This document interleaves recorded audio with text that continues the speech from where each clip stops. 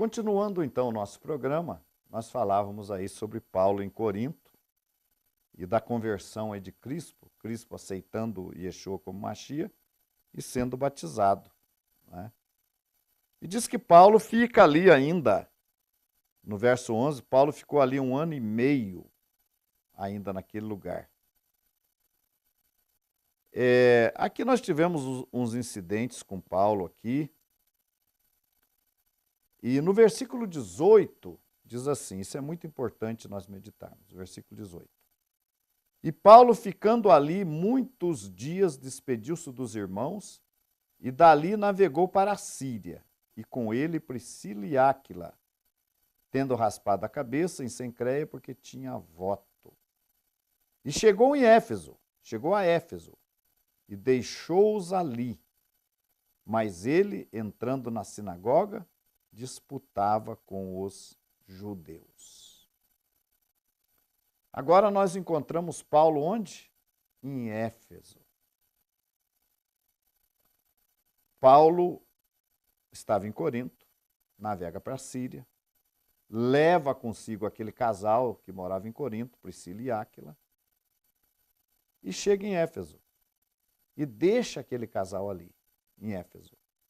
E ele continua fazendo um trabalho na sinagoga, entra, disputa ali com o nosso povo, obviamente provando ali a figura de Yeshua como Machia. Vocês vejam que o resultado lá atrás foi aceitação e batismo de muitos coríntios, mas nenhum deles abandonou sua sinagoga. Não era necessário abandonar a sinagoga. Era só crer e receber o batismo para a remissão dos seus pecados. E aqui diz que Paulo deixa ali Priscila e Áquila. Por que será que Paulo deixou Priscila e Áquila em Éfeso? E rogando eles que ficassem por mais algum tempo, mas não conveio nisso. Antes se despediu deles, dizendo, querendo Deus, outra vez voltarei a vós. E partiu de Éfeso. Paulo largou ali Priscila e Áquila e partiu de Éfeso. Por quê? Porque Paulo estava indo para Jerusalém para a celebração da festa. Nós vamos encontrar isso no capítulo 20, no verso 16, que diz o seguinte, porque já Paulo tinha determinado passar adiante de Éfeso para não gastar tempo na Ásia. Apressava-se para estar, se fosse possível, em Jerusalém no dia de Pentecostes, de Shavuot. Então Paulo deixa Priscila e Áquila ali em Éfeso e vai para Jerusalém para celebrar lá, ainda para chegar a tempo da celebração de Shavuot ou de Pentecostes em Jerusalém. Mas a história não para por aqui. Na sequência, nós temos aqui o caso de um judeu chamado Apolo. O texto diz o seguinte, verso 24. E chegou a Éfeso um certo judeu chamado Apolo, natural de Alexandria, varão eloquente e poderoso nas Escrituras. Então chegou lá a Éfeso esse judeu chamado Apolo, um varão eloquente e poderoso nas Escrituras. E o que aconteceu com ele? Este era instruído no caminho do Senhor e fervoroso de espírito, falava e ensinava diligentemente as coisas do Senhor, conhecendo somente o batismo de João. Então ele chegou ali, ele conhecia João Batista, ele tinha ouvido falar de João, ele conhecia, né, o batismo de João, enfim, ele tinha algum conhecimento de Machia através do ensinamento de João. E ele começou a falar ousadamente na sinagoga, o Apolo. Entrou naquela sinagoga ali de Éfeso e começou a falar ousadamente naquela sinagoga. E quando o ouviram, Priscila e Áquila o levaram consigo. Quem é que estava naquela sinagoga de Éfeso? Priscila e Áquila. Aquele casal que Paulo trouxe de Corinto para Éfeso, deixou ali quando ele foi para Jerusalém celebrar Pentecostes. esse casal estava congregando na sinagoga. Vamos parar um pouco, vamos meditar um pouco, gente. Esse casal de judeus que estava frequentando a sinagoga de Éfeso não havia crido em Yeshua como seu Messias? Não havia sido batizado por Yeshua?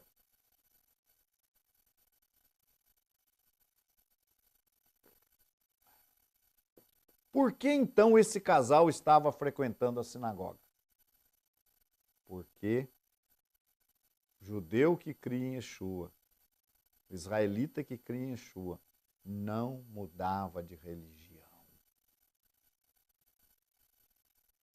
A única coisa que eu posso garantir para vocês é que esse casal estava ali na sinagoga de Éfeso, mas quietinho. Não falava de Yeshua para ninguém. Estava ali, seguindo a sua fé, estudando as parashiot, as porções semanais da Torá, participando da ritualística judaica, crendo em Yeshua. Era tudo que eles precisavam. Era crer em Yeshua. Mas, de repente, do nada, chega ali Apolo. Apolo entra na sinagoga, ousadamente, ele começa a falar de Mashiach. Não só ousadamente, mas também muito inspirado, porque ele era fervoroso de espírito, diz o texto. E quando ouviram Priscila e Áquila, esse homem aí crê no Mashiach igual nós.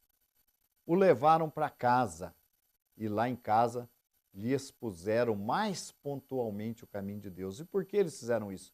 Porque eles estiveram com Paulo, eles conheciam bem a respeito de Yeshua, tudo.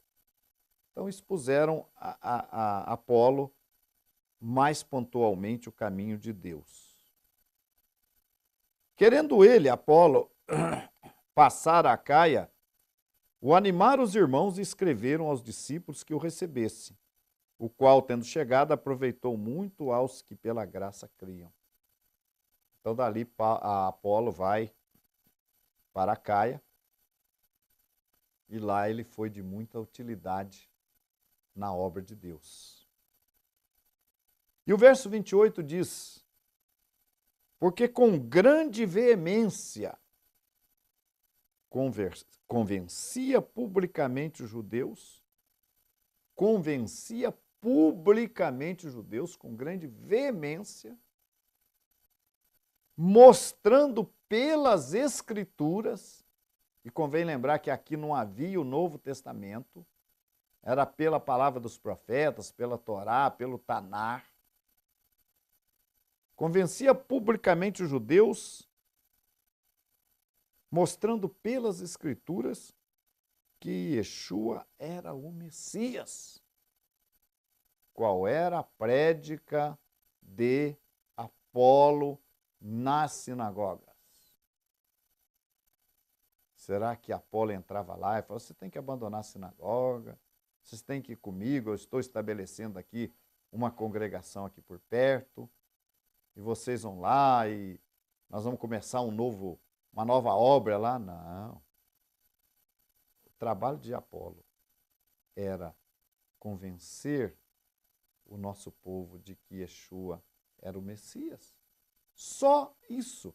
Gente, se o nosso povo, se todas essas sinagogas crescem que Yeshua era o Mashiach, o que iria acontecer? Eles iriam provocar um levante contra Roma? Não. Simplesmente iriam acrescentar mais um item importante na sua fé. Mashiach veio. Mashiach ensinou a Torá, está entre nós. Só isso. Somente isto, porque era somente isto que os apóstolos ensinavam nas sinagogas. Somente provava que Yeshua era o Mashiach.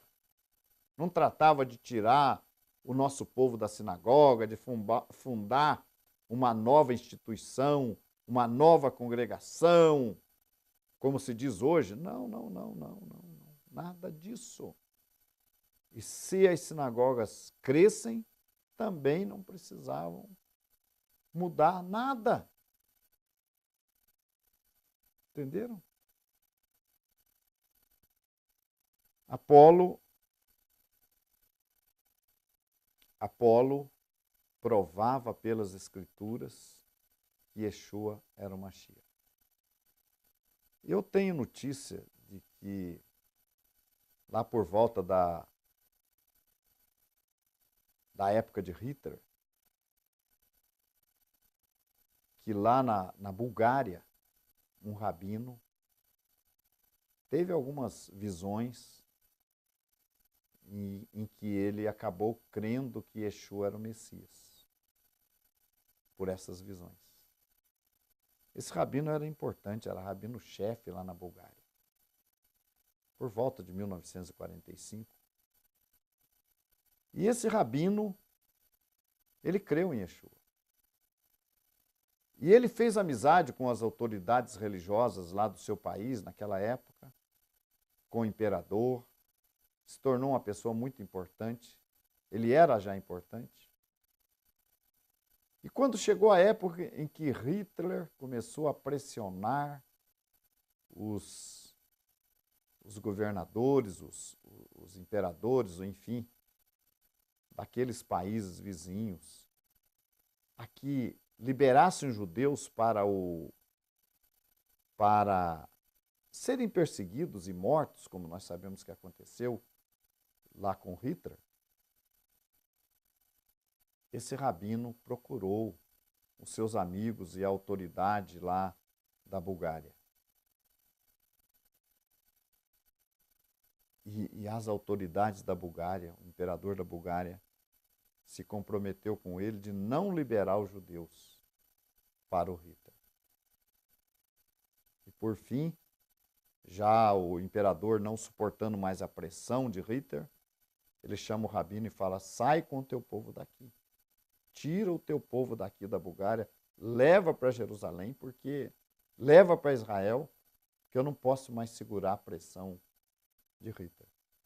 E aquele rabino fez isso. Ele conseguiu salvar o povo dele da Bulgária, levando o seu povo para Jerusalém, para Israel.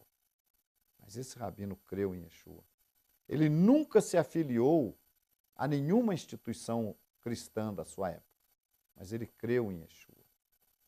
E é isso que eu estou dizendo para vocês. Tudo que um judeu precisa é crer, é aceitar Yeshua como seu Messias e como aquele por meio do qual, como disse Pedro, todos aqueles que creem no seu nome receberão a remissão dos pecados através da Tevilá. Obrigado por sua atenção. Volte a estar conosco. Shalom.